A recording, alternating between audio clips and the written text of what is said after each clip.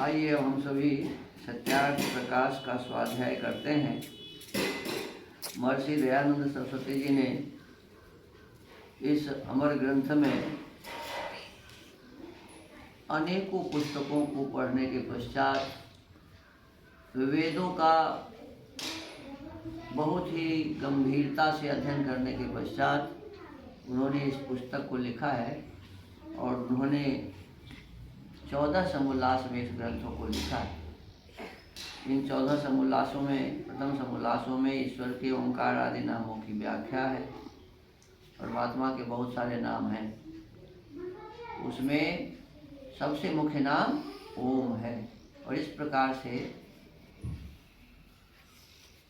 100 से अधिक नामों की उन्होंने व्याख्या की है कि परमात्मा का नाम ओम क्यों है, परमात्मा का नाम ब्रह्मा क्यों है, परमात्मा का नाम माता क्यों है, परमात्मा का नाम पिता क्यों है, इस प्रकार। तो प्रथम समोल्लास में ईश्वर के ओंकार आदि नामों की व्याख्या, द्वितीय समोल्लास में संतानों की शिक्षा। ये छोटे छोटे हमारे बच्चे हैं, इनकी शिक्षा कैसी होनी चाहिए? तो बच्चों को डराना धमकाना नहीं चाहिए। बच्चों को ये नहीं कहना चाहिए कि भूत है, प्रेत है, पकड़ लेगा, ये सब कहने वाला गलत है। यदि कोई बड़े बालक भी छोटे बालक को ऐसा कहता है तो वो अच्छा काम नहीं कर रहा है, ऐसे डराना नहीं चाहिए। तो द्वितीय समोल्लास में संतानों की शिक्षा, तृतीय समोल्लास में ब्रह्मचर्य, पठन पाठन व्यवस्था, सत्यासत्य ग्रंथों के नाम और पढ़ने पढ़ाने की रीति। चतुर्थ समोल्लास में विवाह और गृहस्थाश्रम का व्यवहार। कम से कम बालकों को 24 वर्ष में विवाह करना चाहिए। 24 वर्ष से पहले विवाह नहीं करनी चाहिए। ये अपने मन में बिल्कुल धारणा बना लो, क्योंकि माता पिता चाहते रहते हैं जैसे ही 18-19 वर्ष का होता है तो बच्चों की शादी करवा देते हैं। ये अच्छी बात नहीं है। तो बच्चों को भी बोलना चाहिए, नहीं हमारी अभी शादी की शादी का समय हमारा नहीं हुआ है, इसलिए हम अभी नहीं करें। तो कहते हैं कि विवाह और गृहस्थाश्रम कैसा हमारा हो, तो ये व्यवहार सिखाने के लिए चौथा समोल्लास है। फिर 5वें समोल्लास में वानप्रस्थ क्या है, संन्यास आश्रम क्या है, इसकी व्याख्या है, इसकी विधि है। छठे समोल्लास में राजधर्म, जो अभी हम लोग पढ़ रहे हैं।